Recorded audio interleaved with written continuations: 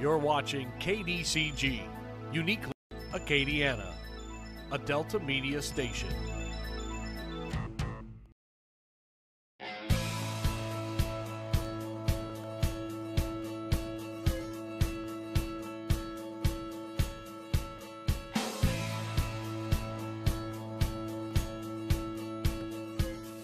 Right here, right now, it's LA South. I'm Pamela Kay, and today's guests are from the Zoo of Acadiana. We've got Lindsay Ezell, who is the Education Director, and George Oldenburg, who is the zoo's owner. And it is a jungle out there, and if you want to know what I'm talking about, stay with us.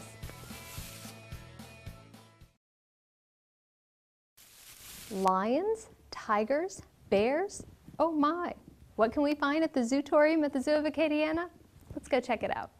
Who are Lindsay and Douglas, my new friends at the Zootorium at the Zoo of Acadiana? So this is Scully, he's a scarlet macaw. These guys are found in South and Central America. And what a lot of people know about parrots is how smart they are. So they're very trainable animals. And Scully here is already trying to show off. So why don't you go ahead and wave? Can you wave? Good boy. I'm giving him a peanut here. It's one of his favorite snacks. But these birds usually travel in large flocks, usually about 30 or 40 individuals. So if anyone ever has an opportunity to go to South or Central America, it's really pretty to see them fly together in huge flocks. These guys have yellow in their wings, which is how you can identify this type of red macaw from others. We're going to go ahead and get him to show you those wings. All right, can we see your wings? Good boy. So you guys can see he has a very pretty band of yellow in his feathers. Something else birds can do, of course, is mimic. And they're actually mimicking each other in the wild, so they only make bird noises. But here in captivity, because they have a mouth similar to ours, they can actually form words. Something very important about birds, which a lot of people don't realize, is their poop. Kind of a dirty word. But these guys eat lots of fruit in the wild, so they're going to be ingesting seeds. So every time they're flying through the forest and they poop, they're going to be helping to plant new trees. If you guys think about it, that's actually where our fruit comes from. That's right, huh, buddy? Look, I've got a peanut, but you got to put it in there. Thank you. Good boy. So that's Scully. Can you give me a high five? Thank you. Good boy. This is called a coati. They're from South America. And this little girl right here, her name is Stubbs. She was actually born right here at the zoo about 5 years ago. These guys are very closely related to the raccoon, and you'll see that in their striped tail there. All right, are we ready? Come on. Good girl, all the way up. Good job. They have extra flexible ankles, which they can actually turn backwards and climb down trees head first. Same exact thing with our raccoons. These guys also have an excellent sense of smell. And they like to eat things like scorpions and spiders, which can actually be pretty dangerous to them. So they always kill them first. And they take the thick pads on the bottom of their feet and they'll roll them out like pizza dough, or if you're playing with Play-Doh, to crush it first. Once it's nice and crushed, then they'll actually swallow it. We get to see her use this technique with stinging caterpillars, so the ones with black spines all down her back. She and her brother go for extra walks during that time of year to help us eliminate them throughout the zoo, so they're very useful to have around. This is Douglas. He's a Eurasian eagle owl. These guys are found throughout northern Europe, Asia, as well as parts of North Africa. They're the largest species in the world, and he's actually a young male. He's only a year old, and it's typically the female owl that can be almost a third larger than the male, and that goes for all species. So you could easily find one about twice the size of Douglas here, because he's still pretty small. And he has a wingspan of about 5.5 feet, where the female can have a wingspan of up to 7 feet. And these guys are built for the cold temperatures. They're usually found around mountainous areas. And so you'll see they have feathered feet. You won't find any of our raptors here in Louisiana with feathered feet because it just doesn't get cold enough. Of course, owls are known for being able to turn their heads. And they can turn it 270 degrees in both directions. So he can sit up in a tree and see all the way around him without having to move. And you guys can see he's got a bit of a heart-shaped face. And what that does is it channels sound straight to his ear. It's called a facial disc, and it helps him to hear really well. They do have great eyesight, but they often hunt based just on sound. And that's, of course, because they're nocturnal. And they're also capable of what is called silent flight. They've got cones built into the tips of their wings that absorb sound, so they can fly silently, and their prey never hear them coming. I know you're enjoying the Zootorium. There's more to come. We'll be right back. Let's continue our safari at the Zoo of Acadiana at the Zootorium. I have with me Stella, which is a native animal to this area. Stella is a possum. Possums are the only marsupials in North America. And this big girl was rescued here at the zoo. When possums are born, they live in the mom's pouch for about 2 to 2.5 months, and then they ride on the mom's back. And evidently, Stella fell off her mom, and we found her here at the zoo just wandering around. And we're able to get her to eat, and now she's a good addition to our show here at the Zootorium. Stella's very friendly. Actually, she is litter box trained. Possums are good for the environment. They do eat those nasty cockroaches you see hanging around, and they help clean up roadkill. You may hear people say that, oh, he's playing possum. What these animals will do, they'll pretend like they're dead to keep any predators away from them, and they actually emit a type of foam from their mouth which would smell like a decaying animal. So if something comes around and the possum gets scared, that's all it needs to do to protect himself.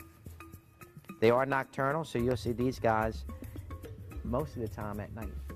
Another one of my friends here, this is a Dumerel's boa. His name is Vincent Van Gogh. These guys are native to Madagascar, and they are constrictors, one of the largest constrictors that you'll find. And these guys eat rodents, small rats, mice, things like that. He is also in our show here at the Zootorium, and pretty tough guy. Snakes are not slimy or wet, actually very dry. Now they'll shed their skin usually after they eat and get a nice new pretty coat on them. Now this guy is about 5 years old and is probably about 6 feet long. Okay, he is one of the largest constrictors in Madagascar, although not one of the largest constrictors in the world. Now, these are cold-blooded animals, so you feel he's kind of cold. We have to make sure we keep our heat lamps on. He's really muscular. Very big muscle. And although he's not tightening up on my arm, if they get around you and start to tighten, it can be pretty tough. Do they like for you to pet them? I've never had one tell me they like it. However, I would imagine they don't mind. Now this guy will eat a large rat for his diet. They get fed about once every 10 days. And he's used for our show. We have, the zoo has several snakes. None of our snakes are venomous. But they have fangs. But they can bite. And we have a couple of them that are aggressive. This certainly is not one of them, but a snake is not something you can train to do tricks. And you always have to be careful with them. Now, should a snake like this decide to bite, you just stay there until it decides to let go. And if you see a snake in your yard, I mean, we have a lot of venomous snakes that are native to this area, but at the same time, we have a lot of snakes that are good for this area. King snakes, for one, they will keep away other snakes. And they do eat rats and mice and things. Best thing, if you should run across a snake and you're not comfortable with it, just leave it alone. It's more afraid of you than what you are of it.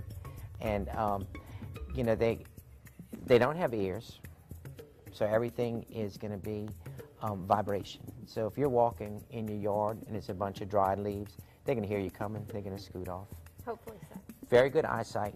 Now, when a snake is shedding its skin, the eyes will get what they call opaque because the skin comes from all over the body.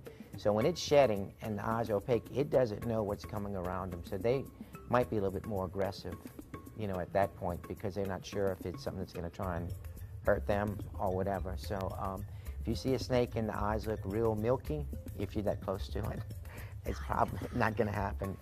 But they're not bad for the environment, and like I said, they do keep away. They do eat a lot of rodents. Right above me, we have our dear friend Persia. Persia is a serval cat, and serval cats were native to all of Africa at one time, but they were hunted quite a bit, and the only place you can find them in the wild would be in South Africa. Serval cats are the fastest cat next to the cheetah. They can run about 55 miles an hour, and these cats right here can certainly jump real high. They hunt rodents, they eat birds. They can jump as high as 16 feet in the air to capture a bird. Persia right here is about 3 years old, and she is in our show, the Zootorium, and she's a good addition for the zoo. We do have 2 of them on display right now in the zoo on exhibit, and then we have her, which is trained here at the zoo. Persia is very active, and she's actually small for the type of cat that she is. She weighs about 20 pounds. The males are much larger. Remember, the Zoo of Acadiana, the Zootorium, takes school groups, church groups, educational groups, governmental groups, whatever group you belong to. You need to come and visit the Zootorium, and we'll be right back. Today, LA South. Well, we are considered in an area called Hollywood South here in Louisiana, so we want to pay special tribute to Ian Fleming's James Bond. It is his 50th anniversary with the James Bond series. Whew, James Bond, he just couldn't resist those women. Well, he did have trouble with one. He fell hard for one named Tracy. That was the only one that he married, but she didn't live to the end of the show. A little scary. So 007, Daniel Craig's taken Sean Connery's place, and Roger Moore, and all the other James Bonds in between. I'm not sure which one is your favorite. Sean Connery, though, I do have to say, yeah, he's my all-time favorite. But for most people here lately, Daniel Craig has kind of usurped him in that list. Now, as far as the ladies go, if you're looking for the #1 lady of all time from all the James Bond movies, Ursula Andress and Dr. No playing Honey Rider. There's another one of those great names. She's the #1 beauty of all time. But Halle Berry comes in second place. And if you really look at the pictures next to one another, they're wearing a very similar bikini. So I wonder if that has anything to do with it, or maybe just the fact that they're both beautiful, sexy women. One of the most notable themes that people associate with James Bond movies is the music, especially the opening theme songs. And you've got people like Paul McCartney, Duran Duran, Carly Simon, Sheena Easton, and their songs have become #1 hits. Right now you've got Adele with Skyfall, the latest James Bond movie. And these are songs that really just become synonymous with the James Bond franchise. Ian Fleming tells a great story about his first 5 novels. In it, he had James Bond with a Beretta 418, but he had one of his fans write to him and say, you know what, that's a lady's gun. James Bond should not be using a lady's gun. Now, there shouldn't be any differentiation between what's a male and what's a female gun, but Ian Fleming took the guy's word into consideration, and he said, you know what, I think 007 needs to have, a Walther PPK, and that became the gun we all associate with Agent 007.